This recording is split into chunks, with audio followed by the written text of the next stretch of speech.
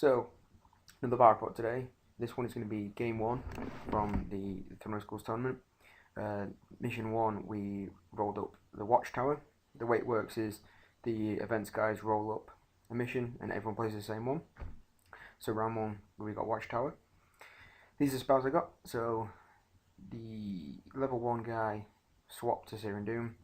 And then I got the Crest of Lanith, Soul Blight, Doom and Darkness, and Purple Sun.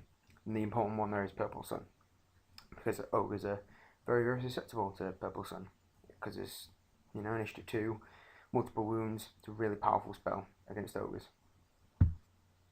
So, my opponent won the roll to control Watchtower, and this is how I counter-deployed. So way over on my right flank, I have the unit of 4 Skull Crushers, a unit of 5 dogs, Noble Gorebeast, 5 more dogs, another Noble Gorebeast. BSB, just to the right there, right in the centre, opposite the Watchtower, I have my 18-man Noble Warrior block, so they're going to go straight for Watchtower. I was going to do the whole cheesy thing of just deploying one big conga line and then swiftly forming into the building, but my opponent actually put a unit in there, so I just said I'm going to charge it turn 1 anyway. Got the unit of 5 hounds, and the Demon Prince off on the left. So my opponent was playing Ogres. He had a Stonehorn, which he said he was bringing purely for sort of fluff reasons, because he loves the model and it's really nicely painted. So fair play. So he's got a Stonehorn, a unit of Lead Belchers with a Fire Bellion, unit 3 Mournfang, and in the centre, so he's got his unit of Noblars in the building there.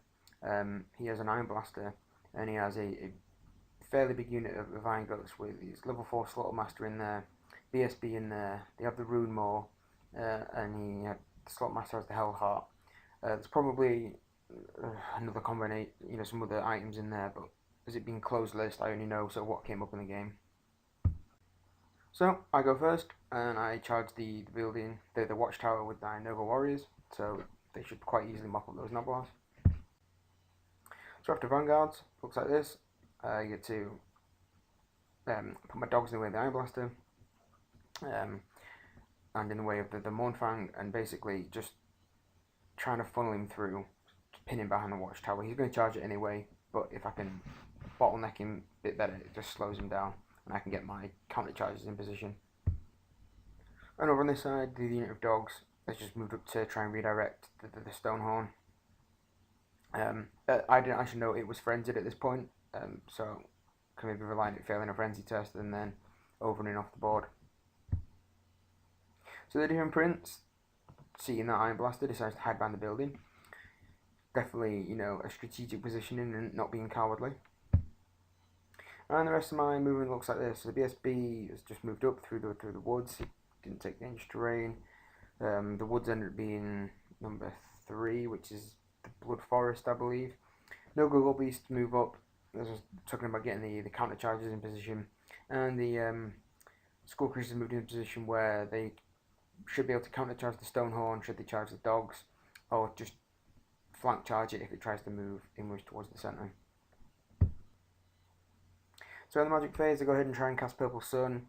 I don't get it irresistibly, it gets dispelled, and then I go ahead and cast Soul Blight onto the Iron Guts, but of course he has the Rune Maw, so it bounces over onto the Mournfang.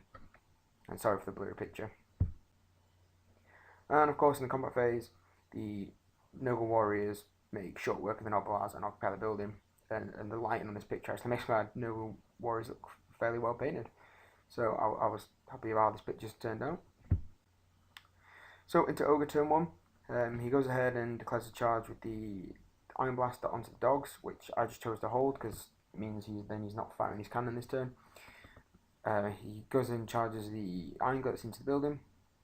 I'm fairly confident that my 10 guys should be able to fight off his 3.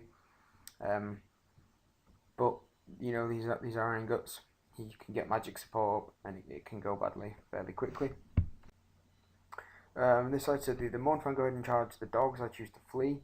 Then he tries to redirect into my BSB, who was just off pitch to the left, the bottom left of this photograph, but they didn't make it and fell charged there, which has put them in fairly average charge range for the no good gold beast's counter charge.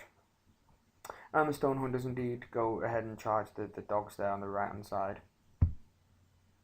So other moves, he just pushes his lead belches up a little bit like this. If it was me, I probably would have had them declare a charge on the dogs as well, just to push them back so they'd be blocking my lines, so I couldn't charge in my turn, and they would have ended up in pretty much the same spot anyway. So, you know, something that my opponent just kind of overlooked a little bit there, so that they've moved up to there.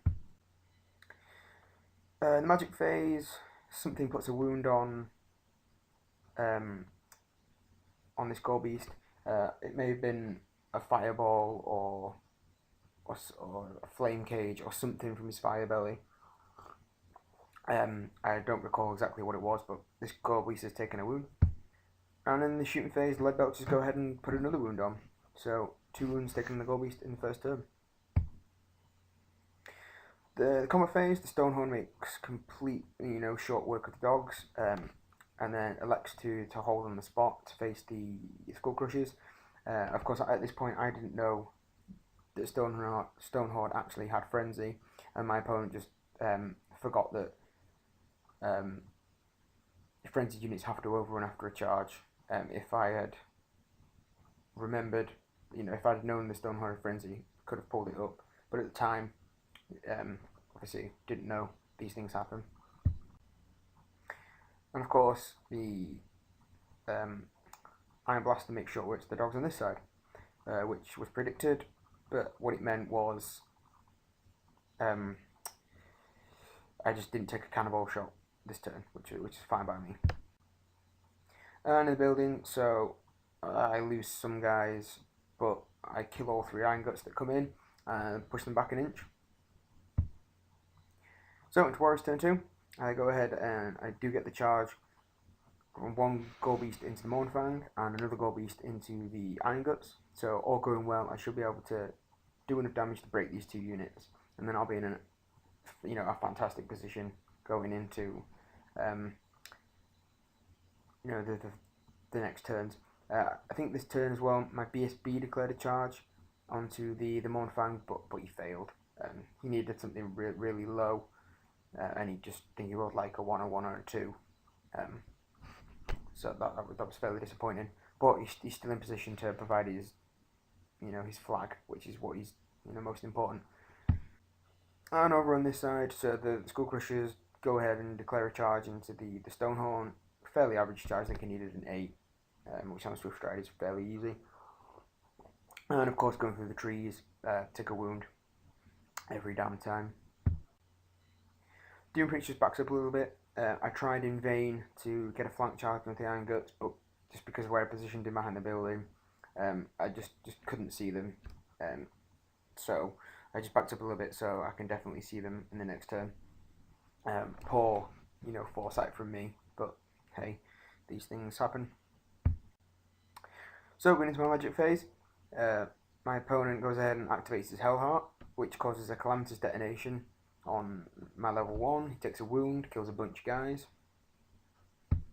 And the Demon Prince takes a power drain, which effectively ends my magic phase. I forget which spell I actually lost. I think I may have lost Purple Sun. It didn't really come up. I just wasn't getting any magic off this game. Between, the Hellheart ruining, this magic phase. First magic phase being fairly whiff-tastic. Magic didn't play a big part. Then in the combat phase, Skull Crushers go ahead and, I take 2 wounds because 1 Skull Crusher's dead. I don't think I actually kill it, but I run it down. I can't remember if I kill it outright on wounds or it gets run down. Either way, the Stonehorn is gone and Skull Crusher's over into there. And in the centre here, this was really disappointing. So Gold Beast in the Mournfang just completely bounces off. He passes like 10,000 armor saves.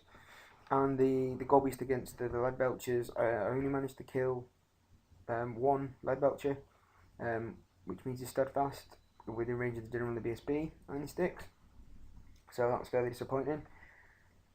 But didn't, I won the combats and didn't lose my gold beasts, and the noble gold beasts are really good in a grind, especially against low weapon skill ogres.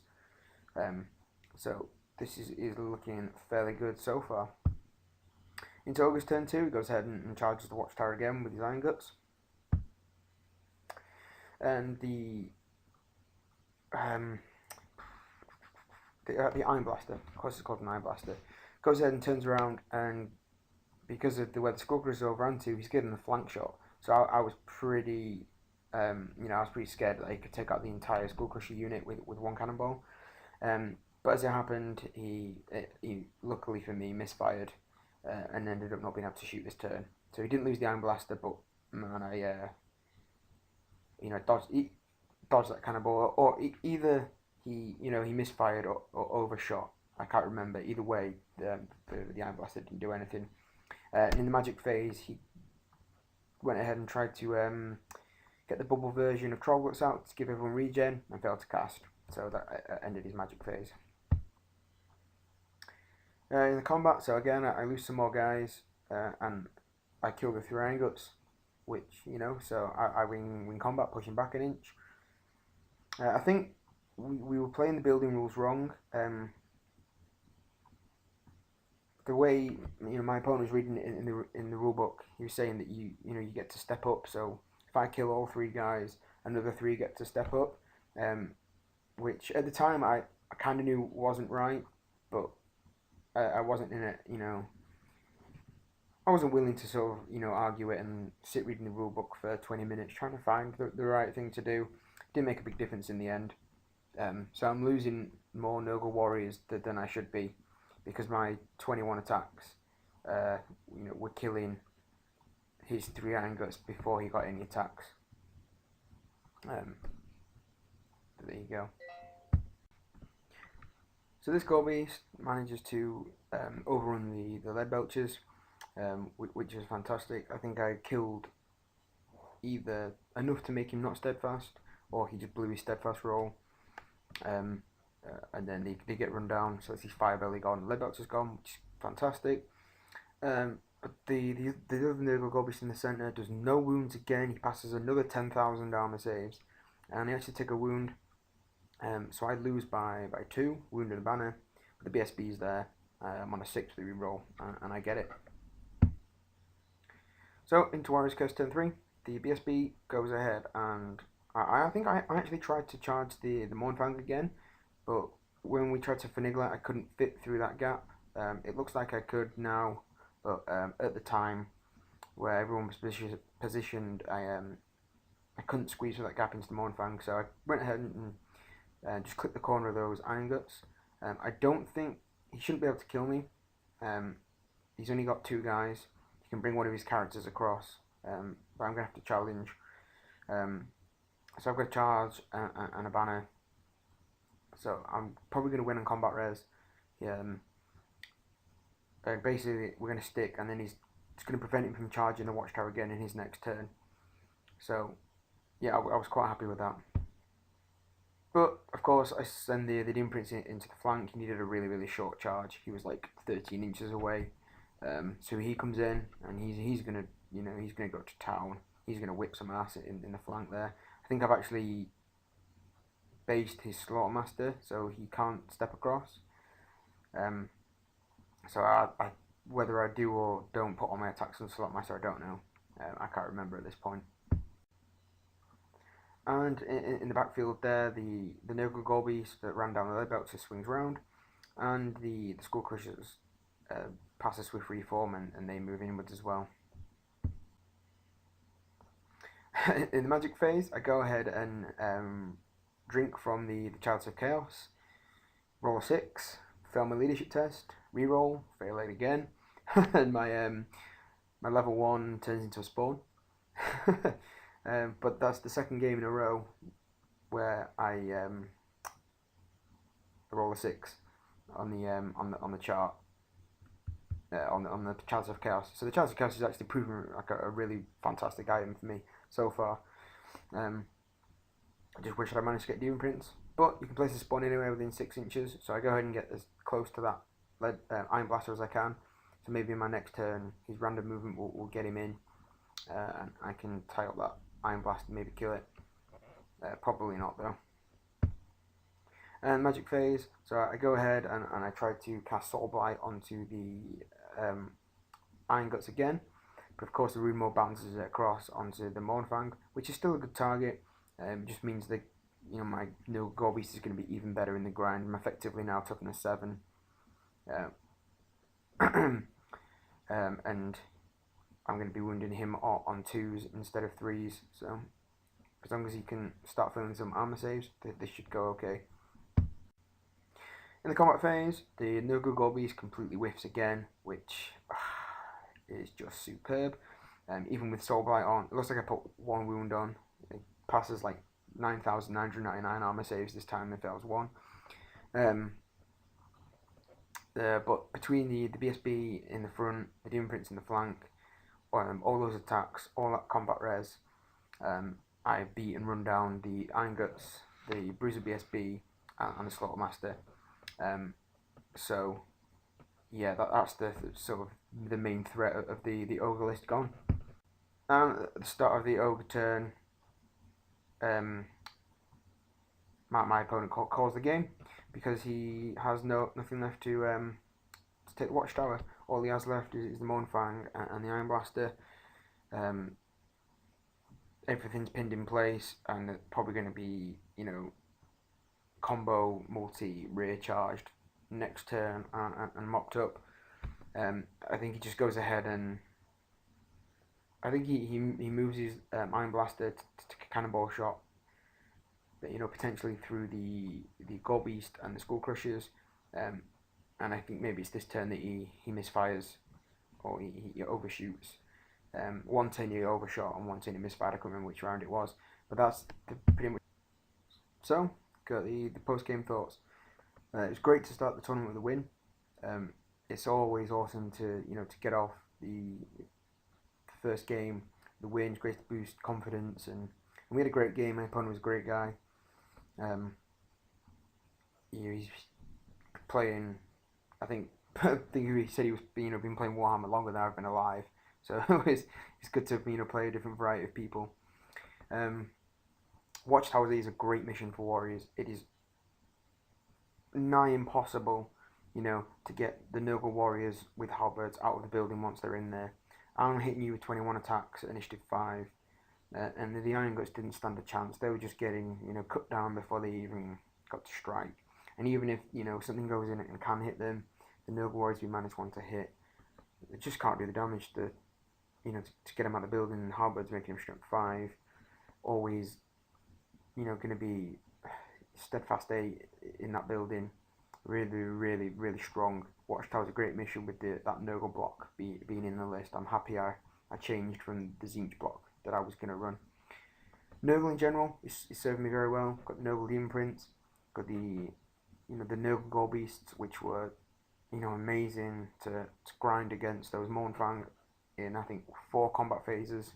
I only took 1 wound. I only did 1 wound in return, which was unfortunate, but that's the die sometimes. But being toughness 6, hit on 5s is really powerful, and Nurgle is a much better mark than Khorne on the Gore Beast in my opinion. I mean, Ogres having the Rune Maw and the Hellheart, those are 2 fantastic items, and they could have, and if they did ruin my day. I mean, my level 1 rolled the Calamitous Detonation or the Dimensional Cascade. Luckily, I rolled the 4 up to so you could stay on the board. But that could have so easily been on my Demon Prince and cascaded him. I probably lose the game if that happens. So the Hellheart is a very, I think it's quite underused. That's the first time I played Ogres and actually been on the receiving end of the Hellheart. So I think it's fairly underused, but yeah, it's a fantastic item, and the Rune Maw is amazing. Just bouncing off, the target spells wouldn't work against Purple Sun, but I didn't get it off anyway. just simply because the game was a fairly short one, and I only really got one magic phase of any note. But all in all, it was a great game. It was great to play against Mark. I do apologise if I get names wrong. This is a fair way after the tournament, and I've lost my tournament pack. But yeah, great opponent, great first game, and it was great to start with a win. So I hope you guys enjoyed the battle report. Don't forget to subscribe to my channel, and stay tuned for games 2, 3, 4, and 5. Okay, guys. Thank you very much. Bye.